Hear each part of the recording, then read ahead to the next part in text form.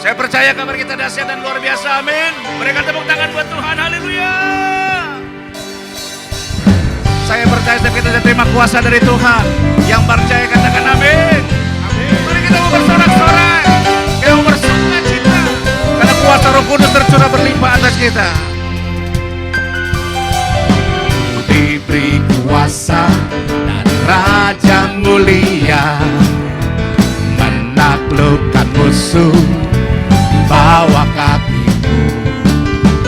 Ku pakai kuasa dari Raja mulia. Bila Allah ada bersamaku, siapa jadi lawanku?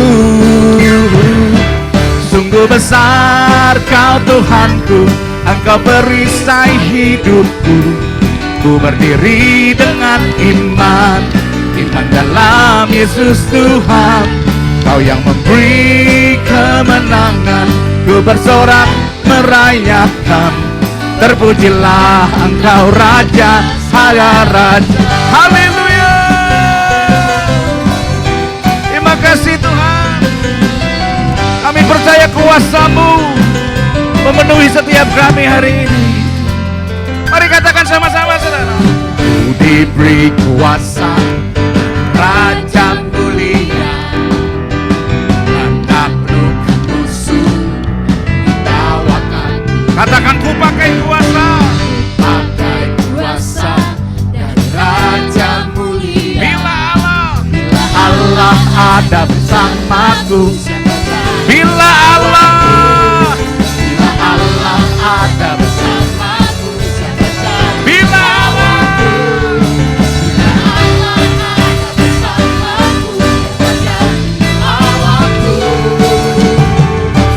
sungguh besar Kau Tuhanku, Engkau perisai hidupku. Ku berdiri dengan iman dalam Yesus Tuhan. Kau yang memberi kemenangan, ku bersorak merayakan. Terpujilah Kau Raja segala raja. Sungguh besar Kau Tuhan, Engkau perisai kami Tuhan.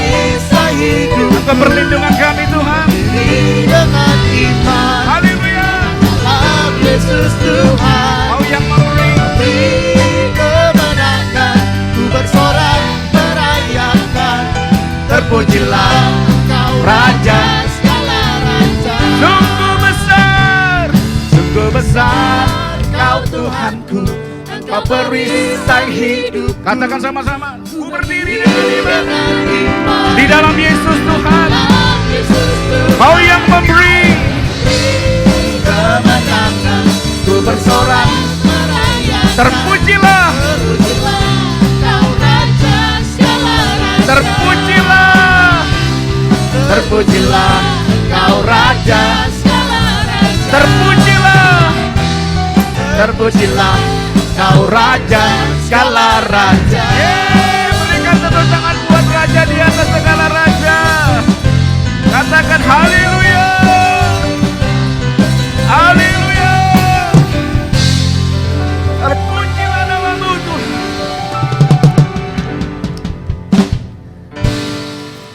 Kami percaya Tuhan, kuasa-Mu sudah Engkau berikan bagi kami. Kami sudah terima kuasa itu Tuhan. Terus penuhi kami dengan kuasa-Mu Tuhan. Penuhi kami dengan kuasa Roh-Mu yang kudus. Kami rindu Kau memakai setiap kami. Pakai setiap kami Tuhan, untuk menjadi saksi-Mu. Kami mau katakan di hadirat-Mu Roh Kudus. Penuhi kami. Roh-Mu yang hidup penuhi kami. Terima kasih Tuhan. Kami mau katakan di hadirat-Mu saat ini. Roh-Mu yang hidup penuhiku, mengalir dalamku. Jiwaku tenang bersama-Mu dalam naungan-Mu. Ku buka hati, Ku buka hati untuk jamaah-Mu, berserah penuh di hadirat-Mu. Kau ambil alih seluruh hidupku di altar-Mu, menyembah-Mu. Kami datang di hadirat-Mu saat ini Tuhan. Roh-Mu yang hidup penuhiku, mengalir dalamku, mengalir dalamku. Jiwaku tenang, jiwaku tenang bersama-Mu dalam naungan. Roh-Mu yang hidup, Roh-Mu yang hidup penuhiku, mengalir dalam-Mu. Jiwaku tenang, jiwaku tenang bersama-Mu dalam naungan-Mu Tuhan. Kami buka hati, kami buka hati saat ini. Ku buka hati untuk jamaah-Mu, berserah penuh di hadirat-Mu. Kau ambil alih seluruh hidupku di altar-Mu, menyembah. Ku buka hati untuk jamah setiap hati kami saat ini ya Roh Kudus. Kami berserah penuh saat ini ya Roh Kudus. Kau ambil alih seluruh hidup di altar-Mu, altar-Mu, menyembah-Mu. Ku buka hati untuk jamaah. Kami berserah penuh di hadirat-Mu.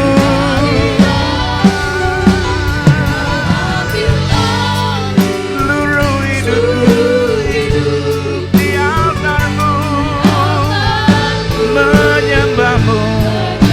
Ku buka hati, ku buka hati untuk jamaah. Kami berserah penuh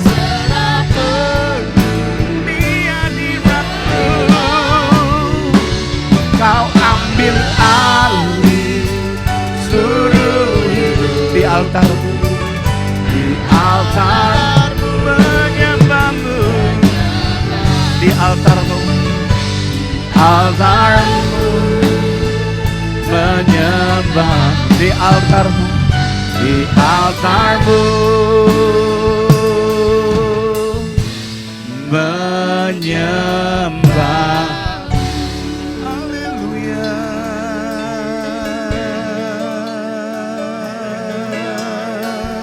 Haleluya, haleluya, kami menyembah-Mu, Yesus.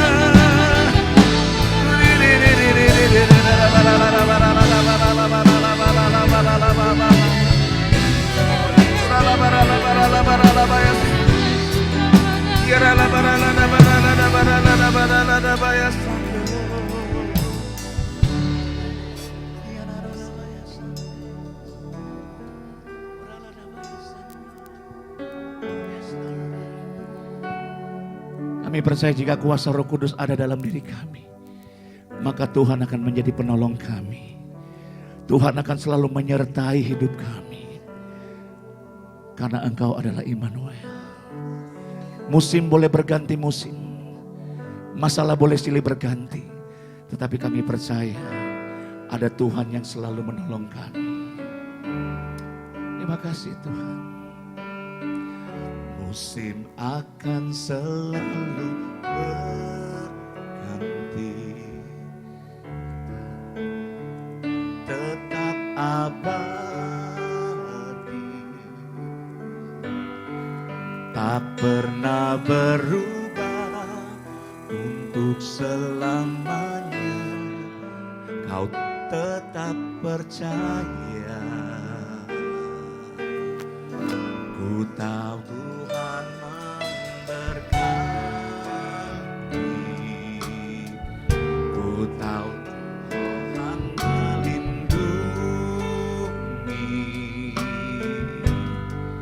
burung di udara Tuhan pelihara karena kasih-Nya. Tuhan selalu menolongku, selalu menjagaku, sehelai di rambutku tak akan terjatuh tanpa seizinku. Tuhan selalu menolongku, selalu menjagaku. Dia mengenyangkanku dan peliharaku, umur hidup. Mari angkat kedua tanganmu di hadapan Tuhan, katakan dengan iman. Tuhan selalu menolongku, selalu menjagaku, sehelai di rambutku tak akan terjatuh tanpa seizinku. Tuhan selalu menolongku, selalu menjagaku. Dia mengenyangkanku, peliharaku. Mari sekali lagi kita mau perkatakan janji Tuhan, kita mau ucapkan dalam hidup. Tuhan selalu menolongku, selalu menjagaku, sehelai di rambutku tak akan terjatuh tanpa seizinku. Tuhan selalu menolongku, selalu menjagaku. Dia mengenyangkanku, peliharaku, Dia mengenyangkanku dan peliharaku. Dia mengenyangkanku, peliharaku. Dia mengenyangkanku dan peliharaku. Dia mengenyangkanku, peliharaku seumur hidupku. Mari kita sembah Dia, saudara. Angkat kedua tanganmu, sembah Dia. Haleluya.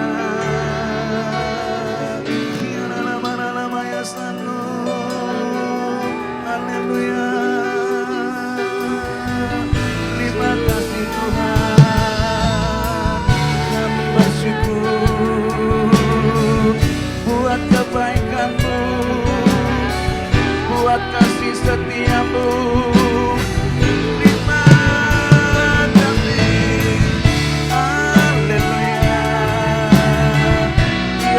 seperti itu. Terima kasih Tuhan, terima kasih. Haleluya.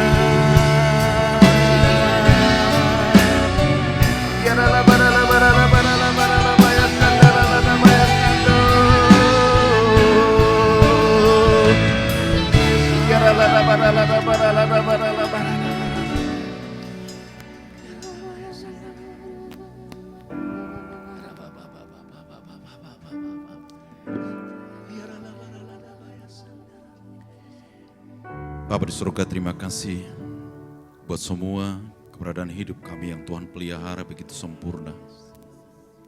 Waktu demi waktu kami boleh lewati dalam situasi yang dunia katakan tidak menentu. Tapi pengharapan dalam Engkau karena penjagaan penyertaan-Mu yang sempurna. Kami tetap ada, bahkan kami ada melewati semuanya ini dan kami akan mengalami kemenangan demi kemenangan dari Tuhan. Sebab firman-Mu di atas segala sesuatu dan kuasa-Mu berlaku atas hidup kami. Dalam nama Tuhan Yesus kami juga mau Tuhan mendengarkan isi hati-Mu. Biarlah kebenaran-Mu mengurapi setiap kami, Roh Kudus mengurapi setiap kami. Dalam nama Tuhan Yesus. Amin. Salam saudara yang terkasih dalam Tuhan. Kita bersyukur hari ini walaupun kondisi kita mungkin masih ada di rumah. Tapi saya sangat percaya bahwa saudara juga pasti akan diberkati dengan kebenaran firman Tuhan. Hari ini persisnya 3 bulan lebih lah ya. Kita sudah ada di masa PSBB dan kita memasuki transisi PSBB. Saya sangat percaya kita akan melewati satu fase dan kita sedang diajar bagaimana kita hidup dengan lifestyle yang beda, dengan gaya yang beda. Yang tadinya mungkin saudara boleh sesuka saudara untuk keluar tanpa bawa apa-apa. Hari-hari ini mungkin saudara harus bawa perlengkapan dan jaga jarak dengan yang lain. Tapi semuanya ini pasti tentunya akan menjadi pembelajaran yang sangat berharga bagi saudara dan saya. Dan ketika saudara keluar dari rumah sebagai hamba Tuhan, kita akan tetap ikuti aturan pemerintah untuk kita menjaga kesehatan kita masing-masing melalui jaga jarak, pakai masker, dan juga sering cuci tangan, saudara. Saya berharap dimanapun kita berada, kita tetap dalam penjagaan pemeliharaan Tuhan. Baik, saudara yang terkasih dalam Tuhan, hari ini kita akan mendengarkan firman Tuhan, kebenaran firman Tuhan, bagaimana Tuhan memanggil kita saudara-saudara untuk menjadi berkat yang sangat luar biasa bagi orang lain. Kita ini diberkati bukan hanya sekedar berhenti ketika kita diberkati, tetapi lebih daripada itu Tuhan sedang memanggil kita diberkati untuk memberkati. Kita akan buka firman Tuhan saudaraku dari Yesaya 49. Yesaya 49 ayat 6 sampai dengan ayat 7. Firman Tuhan berkata, terlalu sedikit bagimu hanya untuk menjadi hambaku untuk menegakkan suku-suku Yakub dan untuk mengembalikan orang-orang Israel yang masih terpelihara. Tetapi aku akan membuat engkau menjadi terang bagi bangsa-bangsa, supaya keselamatan yang daripadaku sampai ke ujung bumi. Beginilah firman Tuhan penebus Israel, Allahnya yang Maha Kudus, kepada Dia yang dihinakan orang, kepada Dia yang dijijikkan bangsa-bangsa, kepada hamba penguasa-penguasa. Raja-raja akan melihat perbuatanku, lalu bangkit memberi hormat. Dan pembesar-pembesar akan sujud menyembah. Oleh karena Tuhan yang setia, oleh karena yang Maha Kudus, Allah Israel yang memilih engkau. Saudara yang terkasih dalam Tuhan, seperti Tuhan memanggil Abraham keluar dari tanah Ur Kasdim masuk ke tanah Kanaan. Tuhan mengatakan, engkau akan diberkati untuk menjadi berkat. Hal yang sama akan terjadi bagi saudara dan saya, karena secara rohani kita adalah keturunan daripada Abraham. Kita memiliki iman yang seperti juga yang dimiliki oleh Abraham. Ketika kita percaya apa yang dialami oleh Abraham, hal yang sama pasti kita juga alami bersama dengan Tuhan. Saudara, saya mau memberikan ada 3 poin yang menjadi pembelajaran bagi setiap kita pada saat kita mendengarkan firman Tuhan ini. Yang pertama, sadarilah bahwa ada masa-masa kritis kritis dalam kehidupan manusia dimanapun dan apapun statusnya, saudaraku. Tidak ada masalah itu terhindar dari golongan manapun atau jabatan apapun dalam usia apapun. Semua orang pasti pernah mengalami masa-masa yang disebut dengan masa kritis. Tetapi pertanyaan selanjutnya adalah bagaimana orang itu bisa melewati masa krisisnya atau masa kritisnya dan bangkit menjadi pemenang, tidak hanya sekedar menang tapi lebih daripada pemenang.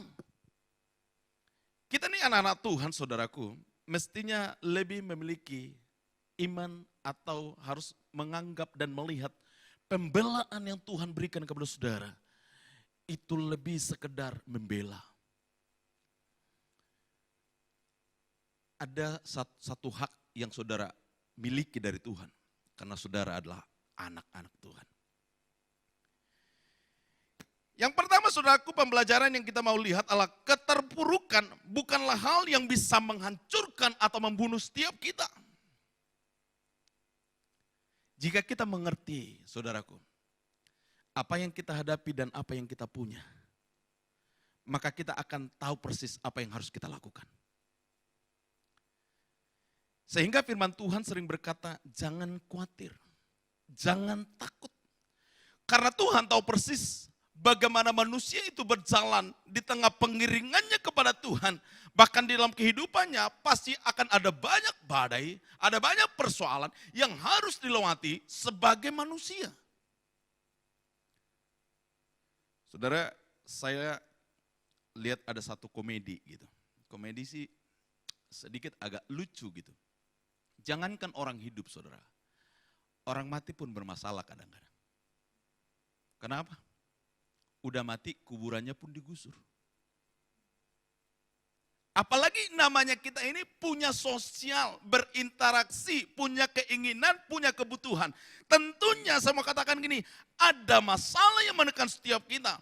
Tapi saya mau katakan tidak akan pernah membunuh atau menghancurkan kehidupan saudara sekalipun model masalah itu kelihatannya rumit dalam kehidupan saudara.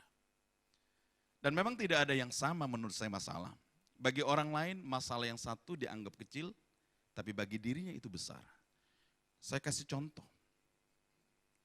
Bagi seorang pemain sepak bola, untuk sakit satu jarinya, itu menjadi masalah dalam kehidupannya. Tapi bagi kita yang bukan pemain sepak bola, itu tidak jadi banyak masalah. Atau mungkin saudara yang punya sakit tenggorokan, seorang penyanyi itu akan menganggap itulah masalah besar karena berhubungan dengan penghidupannya. Tapi bagi orang lain, mau sakit tenggorokan atau tidak, itu tidak masalah. Artinya apa? Kita masing-masing punya porsi, saudaraku. Mari kita belajar dulu dari satu kisah. Di dalam kitab Rut, itu ada wanita yang namanya Naomi. Waktu dia meninggalkan Bethlehem, pergi ke tanah Moab, saudaraku. Dia itu bersama dengan suami dan 2 anaknya. Artinya mereka berempat pindah ke tanah yang bukan tanah miliknya Tuhan. Apa yang terjadi? Di tanah Moab, dia bukan cuma kehilangan ekonominya bangkrut, tetapi dia kehilangan suami, dia kehilangan anak-anak. Semuanya habis. Saya mau katakan ini, tidak ada yang tersisa. Bahkan Naomi itu melihat bahwa itu adalah kutukan yang terjadi. Tapi apa yang terjadi? Ketika dia pulang, kedua menantunya ikut. Tapi yang paling hebat adalah bagaimana respon daripada seorang Rut yang luar biasa. Ketika Naomi berkata kepada menantu-menantunya, apalagi yang kau lihat? Enggak ada lagi apa-apa bagiku. Fase pertama ketika disampaikan, Orpa pulang. Ada ipar daripada Rut.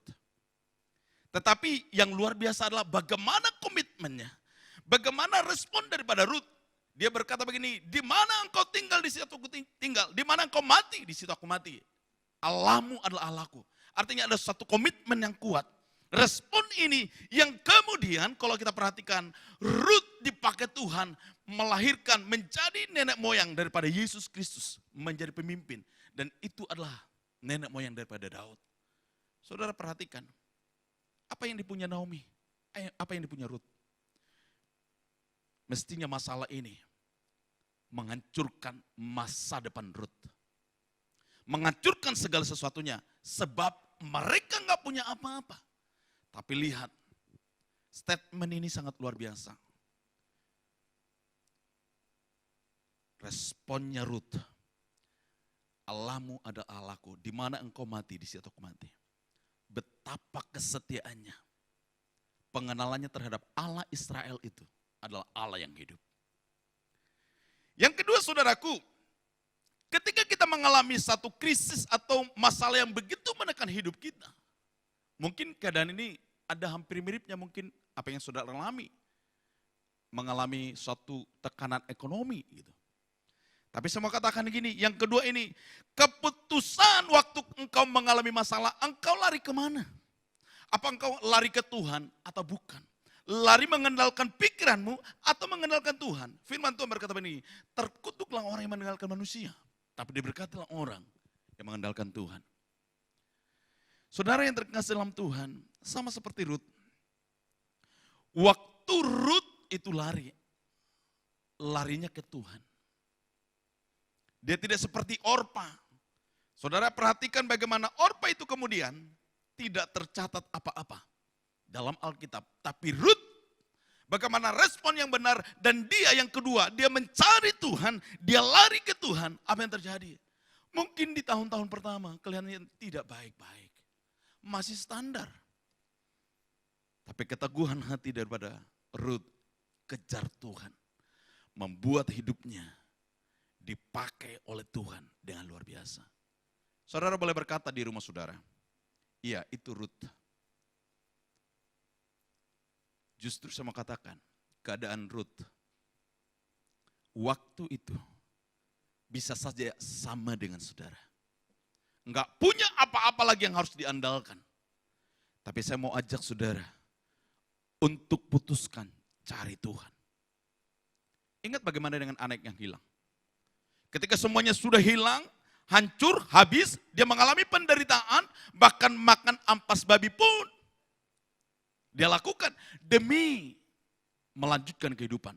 Saudara mungkin tidak ada lagi yang diharapkan. Sesuatu ampas dalam tanda petik, saudara mungkin juga enggak dapat. Tetapi ketika saudara kembali bangkit, kejar Tuhan. Saya ada satu catatan, yaitu dari kisah seorang raja yang saya mengatakan ini rajanya betul-betul luar biasa bandel gitu. Kenapa? Dia adalah raja yang membawa Israel untuk menyembah kepada berhala, yaitu Ahab. Ingat, perhatikan. Kalau persoalan datang,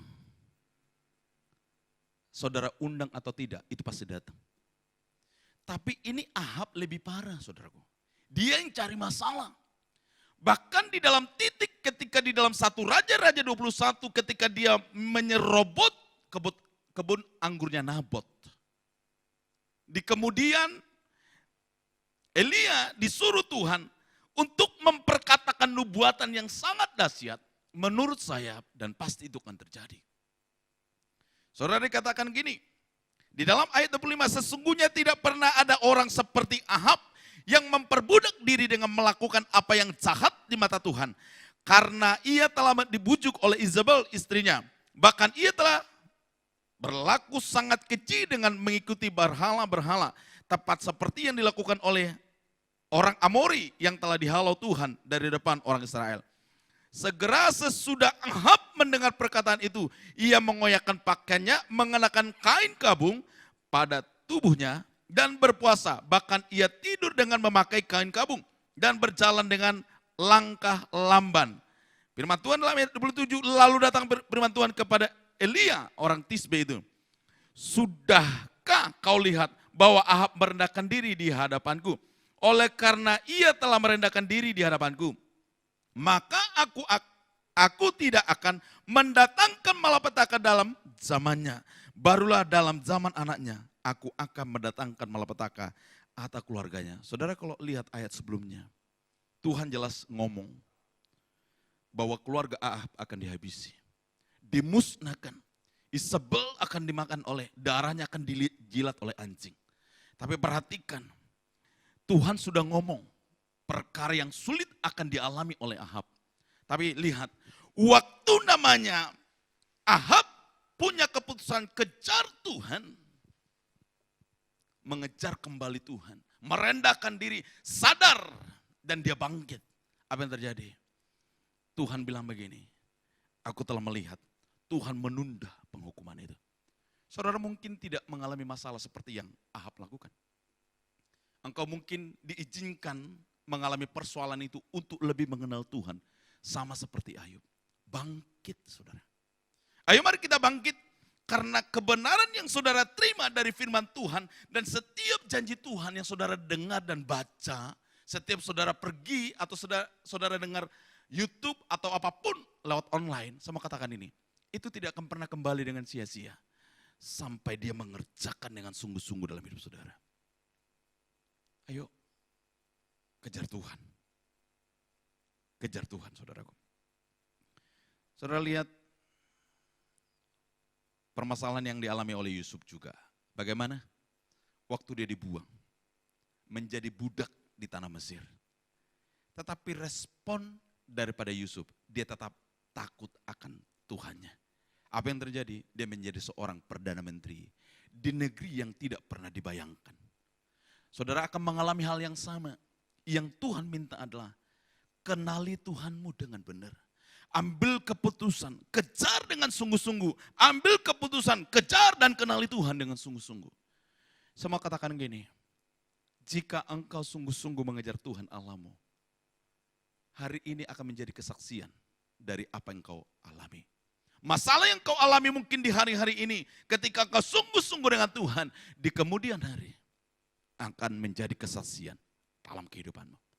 Dan engkau akan berkata, Allah itu baik, bukan karena kata orang, tapi karena dia hidup dalam kehidupanmu. Kekristenan kita menjadi hidup saudaraku. Kenapa? Karena kita berjumpa dan mengalami perubahan dengan Tuhan. Sekali lagi, mau jadi orang Kristen yang hebat adalah orang Kristen yang diubahkan karena perjumpaannya sama Tuhan. Yang terakhir, yang ketiga. Saudara mungkin mengharapkan satu perubahan terjadi dalam lingkungan kita. Tetapi sesungguhnya perubahan itu dapat kita alami karena kuasa Roh Kudus turun bagi hidup saudara. Di dalam Kisah Para Rasul, saudaraku, Kisah Para Rasul 1 ayat 6 sampai dengan ke-8, firman Tuhan berkata begini. Saudara perhatikan, maka bertanyalah mereka yang berkumpul di situ Tuhan, maukah engkau pada masa ini memulihkan kerajaan bagi Israel? Jawabnya, engkau tidak perlu mengetahui masa dan waktu yang ditetapkan Bapa sendiri menurut kuasanya. Tetapi kamu akan menerima kuasa kalau Roh Kudus turun atas kamu dan kamu akan menjadi saksiku di Yerusalem dan di seluruh Yudea dan Samaria dan sampai ke ujung bumi. Saudara saya mau katakan gini. Sekelilingmu boleh nggak berubah. Bahkan mungkin tidak pasti keadaannya. Ekonomi mungkin tidak pasti keadaannya. Penyakit atau rumah tangga atau apapun persoalanmu. Saya mau katakan ini. Engkau mungkin boleh tanya sama Tuhan. Tuhan sampai kapan? Engkau mungkin punya iman sehebat apapun. Mungkin engkau bilang begini. Tuhan sampai kapan? Hal yang sama Tuhan juga akan jawab kepada saudara. Engkau tidak perlu tahu. Engkau enggak perlu tahu masa dan waktunya. Entah besok atau tahun depan atau bahkan mungkin tidak pernah engkau lihat. Tapi Tuhan berkata begini, tetapi kamu akan menerima kuasa kalau Roh Kudus turun ke atas kamu. Artinya gini, justru perubahan itu bukan dimulai dari luar. Perubahan itu adalah kamu yang bawa karena engkau punya kuasa Roh Kudus.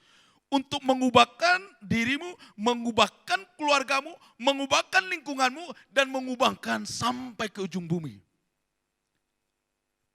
Makanya ketika Tuhan berkata dalam Yesaya 49, terlalu kecil bagimu jika engkau hanya untuk memulihkan suku-suku Yakub. Artinya apa? Lingkupmu adalah bangsa-bangsa. Sesuatu yang Tuhan siapkan bagi engkau dan saya. Itu menjadi berkat yang unlimited blessing. Engkau akan dipakai dengan luar biasa ketika engkau menerima kuasa Roh Kudus. Saudara, di dalam Roma 8 ayat 2 berkata begini saudaraku. Roh yang memberi hidup telah memerdekakan kamu dalam Kristus dari hukum dosa dan hukum maut. Saya mau katakan ini, jika adalah Roh Allah juga, engkau akan merdeka. Merdeka apa? Engkau free. Engkau bebas melakukan hal-hal yang luar biasa bersama dengan Tuhan. Ingat, Roh Allah dalam hidupmu. Untuk mengubahkan cara pandang kita, cara penerimaan kita, cara bicara kita. Yang pada akhirnya ketika dirimu diubahkan, engkau akan melihat semuanya beda. Dan engkau yang akan diminta Tuhan mengubahkannya. Saudara yang terkasih dalam Tuhan. Ketika Tuhan berkata, engkau tidak perlu tahu masa dan waktunya.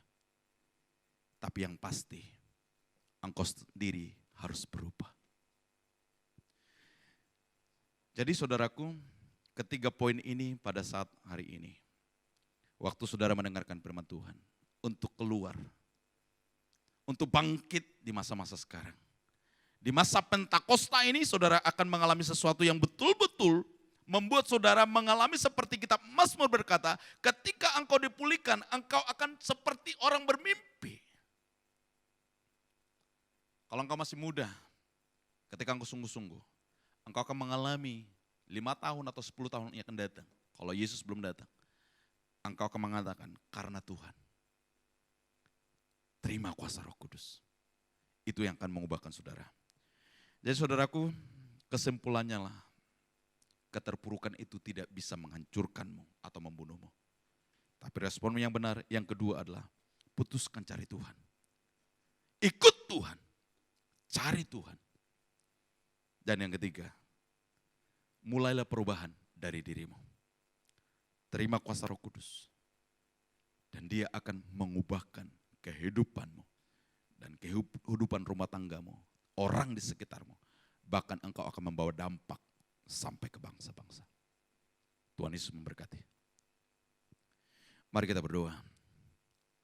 Bapa, terima kasih atas kebenaran firman Tuhan yang meneguhkan, menguatkan setiap kami. Kami percaya Tuhan, di hari-hari ini ketika Pentakosta ketiga kami alami. Ketika pencurahan-Mu turun bagi setiap kami. Bukan orang yang di luar sana mengubahkan hidup kami. Tetapi kuasa Roh Kudus mengubahkan setiap hidup kami. Sehingga masalah yang kami hadapi akan kami respon dengan benar ketika kami lari sama Tuhan. Dan perubahan yang dalam hidup kami akan mengubahkan hidup kami, mengubahkan keluarga kami, mengubahkan lingkungan kami, mengubahkan bangsa-bangsa.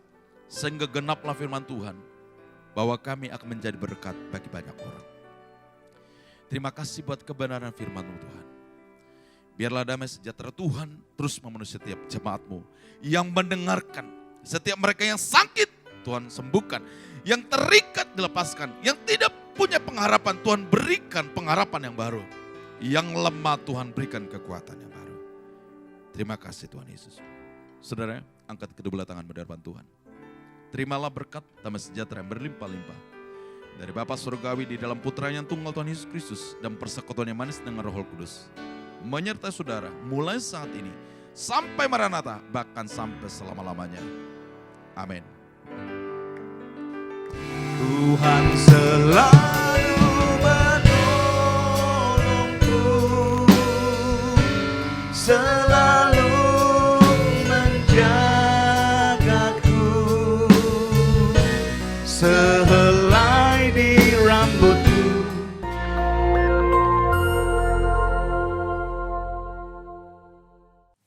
Shalom saudara, tema kali ini kita akan membahas tentang hidup dan cara kematian orang Kristen.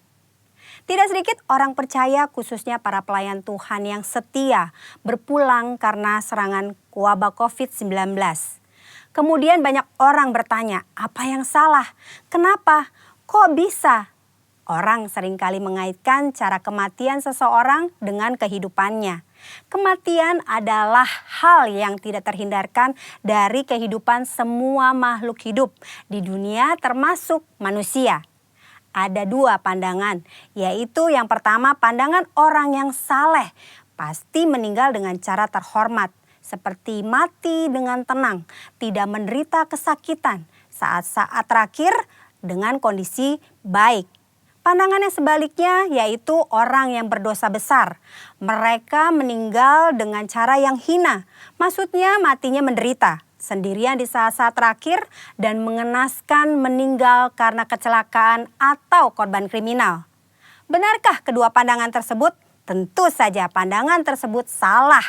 Alkitab mencatat Tuhan Yesus sendiri diperhadapkan dengan pertanyaan dan situasi yang mirip. Dalam Lukas 13 ayat 1 sampai dengan 5 terjadi peristiwa matinya peziarah di Yerusalem yang dibunuh oleh Pilatus dan darahnya dicampur dengan korban darah yang akan dipersembahkan. Peristiwa yang kedua adalah orang-orang Galilea mati tertimpa menara dekat Siloam. Dua peristiwa ini membuat orang-orang bertanya, dosa besar apa yang telah dilakukan oleh kedua kelompok ini? Hingga mereka meninggal dengan cara yang mengenaskan. Saat itu juga Yesus menegur mereka bahwa hal itu terjadi bukan karena mereka lebih berdosa.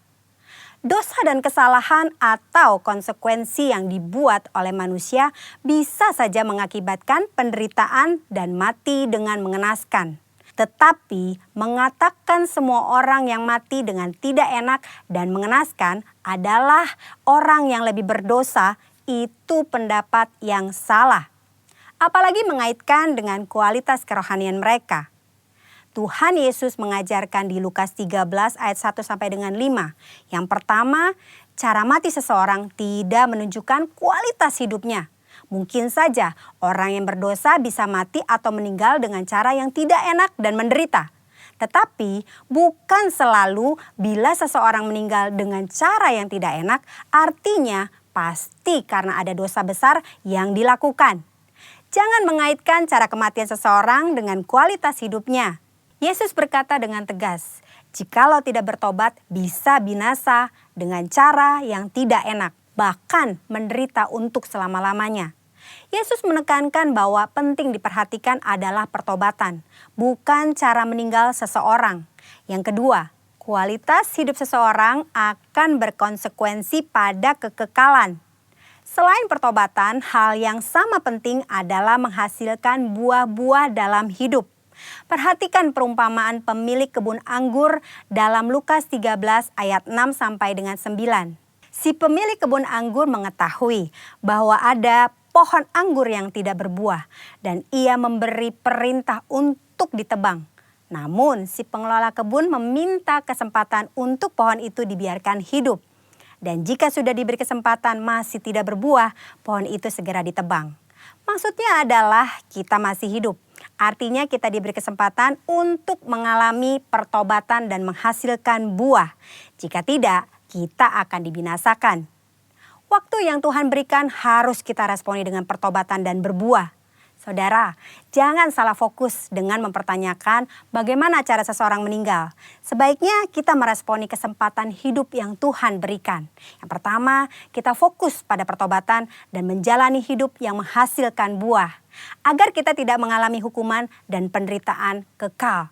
Yang kedua, tidak ada hubungan langsung antara cara seseorang mati dengan kerohanian yang dijalani selama hidupnya.